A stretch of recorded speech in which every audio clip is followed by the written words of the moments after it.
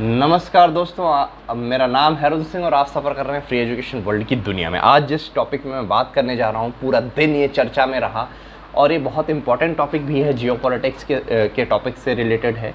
UPSC के geopolitics वाले segment में बहुत इंपॉर्टेंट टॉपिक है। यूएस जैसी कंट्री में ऐसा हुआ, हम इमेजिन नहीं कर सकते कि यूएस जैसा ऐसा देश भी ऐसा कर सकता है। यूएस की सुप्रीम कोर्ट ने जजमेंट सुनाया। असल में इनका रो वर्सेस वेड का जो केस था, इन्होंने अपने ही जजमेंट को रिवर्स कर दिया। इन्होंने बोला कि अब यूएस की कोई भी स्टेट, यूएस के अंदर जो भी स्टेट्स हैं उनमें से कोई भी स्टेट वो चाहे तो जो अबॉर्शन है उसको उस पर रेस्ट्रिक्शंस लगा सकती है। वो अब वुमेन का राइट नहीं रहेगा, चाहे तो उसे इलीगल भी कर सकती है या उस पर रेस्ट्रिक्शंस लगा सकती है। इवन जो रो वर्सेस वेड का 1973 का केस, इन्हीं का केस, सुप्रीम कोर्ट का केस कहता था कि अबॉर्शन जो है वो एक तरीके से राइट है, वुमेन का राइट है और इसके तहत 24 से 28 वीक तक अबॉर्शन की परमिशन थी यूएस के स्टेट में। अभी भी बहुत सारी स्टेट्स में है, लेकिन बहुत सारी जो राइट विंग पॉलिटिक्स जो उससे क्या बोलते हैं, जहाँ पे राइट विंग बहुत ज़्यादा विचारधारा हावी है, जहाँ पे दक्षिणपंथी विचारधारा बहुत ज़्यादा हावी है, वहाँ पर ये रेस्ट्रिक्शंस लगाए जाने की बहुत हद तक संभावना है। इसका मतलब ये बिल्कुल भी नहीं है कि यूएस के अंदर अब अबॉर्शन बिल्कुल इलीगल कर दिया जाएगा, लेकिन यूएस के अंदर अब अबॉर्शन पर रेस्ट्रिक्शंस लगाए जा सकेंगे उन स्टेट्स में जो कि स्पेशली जहाँ पे राइट विंग ज़्यादा हावी है, जहाँ पे रूढ़िवादी विचारधारा के लोग ज़्यादा से ज़्यादा रहते हैं। एक बहुत शर्मनाक घटना है, मैं तो ये कहूँगा, क्योंकि एक वुमेन का राइट होता है अबॉर्शन के बारे में, पूरा अधिकार, उसकी बॉडी है, उसको पूरा अधिकार होना चाहिए। इस पर बहुत लोगों की डिफरेंट टाइप की प्रतिक्रिया आ रही है, मैं आपको दिखा देता हूँ।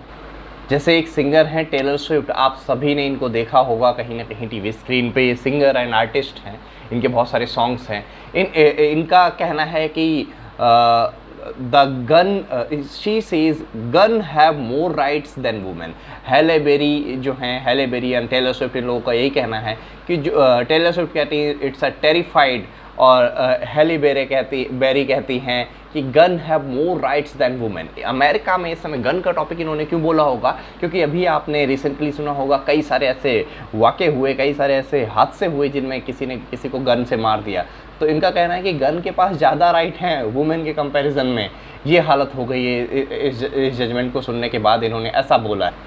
इवन यूएस के जो प्रेसिडेंट हैं जो बाइडन साहब, इनका कहना है a sad day for country. इन्होंने बोला ये एक बहुत दुख भरा दिन है, जो कि एक जजमेंट था रो वर्सेस वेड का, जिसने लीगलाइज किया था अबॉर्शन को, इसको रिवर्स कर देना सुप्रीम कोर्ट के द्वारा। ये एक बहुत ही बुरा डिसीजन है, एक बहुत सैड डे है जो कि औरतों से उनके अधिकार छीन लेगा, ऐसा जो बाइडन का कहना है। अब आप लोग को हंसी आ रही होगी, हो सकता है आप लोग सोच में पड़ गए हों कि जो बाइडन साहब ऐसा क्यों कर रहे हैं, सरकार तो इन्हीं की है भाई, ये ऐसा क्यों कह रहे हैं, क्योंकि इन सब के पीछे एक ही आदमी है। आप सही सोच रहे हैं, मैं बता देता हूँ, इस सब के पीछे बस एक ही आदमी है जिसकी वजह से ये सब हो रहा है, और वो है हमारे ट्रम्प साहब। ये साहब, हाँ, आप लोगों को भले थोड़ा सा अजीब लगे, ये साहब बहुत हद तक जिम्मेदार हैं इस सब के, क्योंकि जो राइट विंग पॉलिटिक्स है वहाँ की, वो बहुत लंबे समय से ये चीज़ चाहती है कि अबॉर्शन बैन हो जाए या इसकी टाइम लिमिट कम कर दी जाए।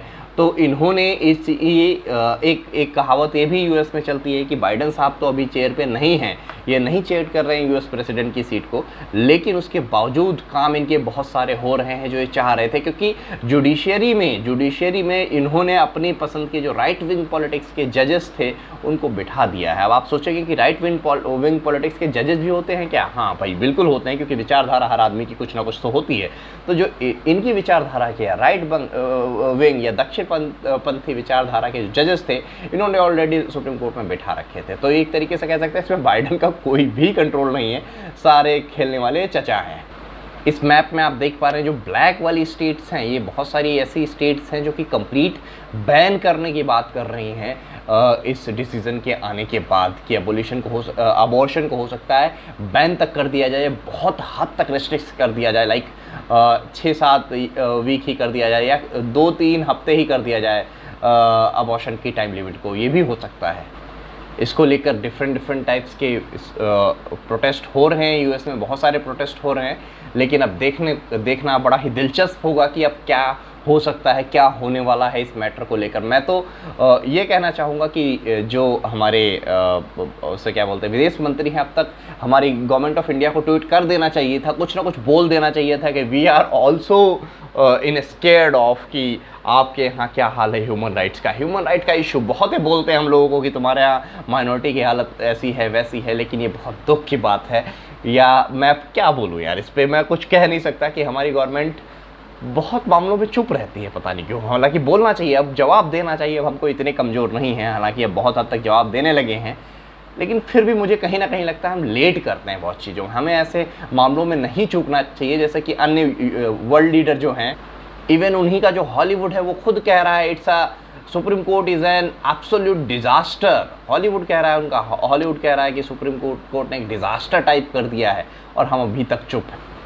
कैनेडियन प्रेसिडेंट जस्टिन ट्रूडेओ, जो कि चूकते ही नहीं है ऐसे मैटर में, ये तो सबसे आगे रहते हैं, ह्यूमन राइट्स की कुछ बात आती है तो ये कहते हैं कि एक हॉरिफिक डिसीजन है, एक बहुत ज़्यादा हॉरिफिक डिसीजन है जो यूएस की सुप्रीम कोर्ट ने लिया है।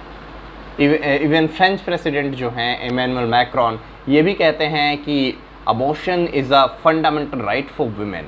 ये भी कहते हैं कि अबॉर्शन जो है वो एक तरीके से उसका फंडामेंटल राइट है, उसका एक जन्मसिद्ध अधिकार है एक तरीके से एक फीमेल का, और आप उसको नहीं रोक सकते। लेकिन अब कुछ तो इनको भी क्रिटिसाइज़ कर रहे हैं, इमैनुअल मैक्रॉन को भी यूएस के कुछ लोग बोल रहे हैं कि तुम्हारे यहाँ तो 15 वीक ही है, सॉरी 14 वीक ही है, और हमारे यहाँ मिनिमम 15 वीक तो रहेगा ही। तो सब एक दूसरे पे तंज कस रहे हैं, लेकिन ये बहुत ही बुरी और बहुत ही हॉरिफिक न्यूज़ है। मैं तो कहूँगा कि इंडियन गवर्नमेंट को अब तक इस पे चूकना नहीं चाहिए, और कुछ ना कुछ ट्वीट से या किसी भी जरिए से जवाब देना चाहिए कि हम कंसर्न हैं आपके यहाँ जो ह्यूमन राइट्स की कंडीशन हो रही है, क्योंकि वो लोग हम पे उंगली उठाने से कभी भी नहीं चूकते। इवन हमारी कंट्री में अगर देखा जाए तो 24 वीक्स तक है इन स्पेशल केसेस, ये हमने डॉक्टर्स पे छोड़ दिया है। अगर डॉक्टर्स को लगेगा कि हाँ ये ज़रूरी है तो 24 वीक्स तक, अभी 22 वीक्स तक था, इसको बढ़ा के 24 वीक तक अबॉर्शन की लिमिट को अबॉर्शन किया जा सकता है 24 वीक तक।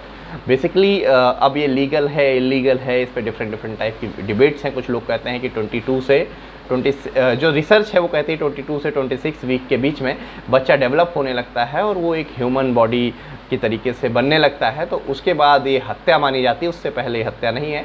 डिफरेंट टाइप के डिफरेंट तथ्य हैं अलग अलग लोगों के।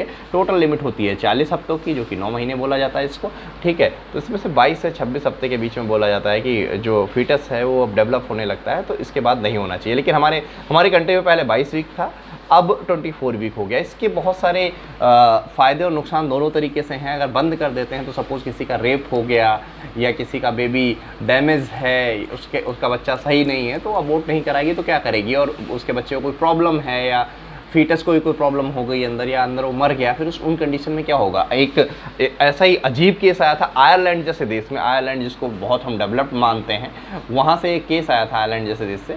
एक इंडियन डॉक्टर थी, उसके पेट में बेबी था और वो अंदर एक्सपायर कर गया था, उसको अबॉर्ट नहीं करने दिया गया और उन डॉक्टर्स की, फीमेल डॉक्टर की जान चली गई। तो इतने डेवलप्ड नेशन में ऐसी ऐसी चीज़ें होती, लेकिन हम बिल्कुल भी आवाज़ नहीं उठाते हैं। मुझे लगता है आवाज़ उठानी चाहिए, हम शांत रहते हैं। आप अपने विचार इस पर ज़रूर लिखिए कमेंट बॉक्स में कि आपके अकॉर्डिंग क्या सही होना चाहिए। जय हिंद, जय भारत।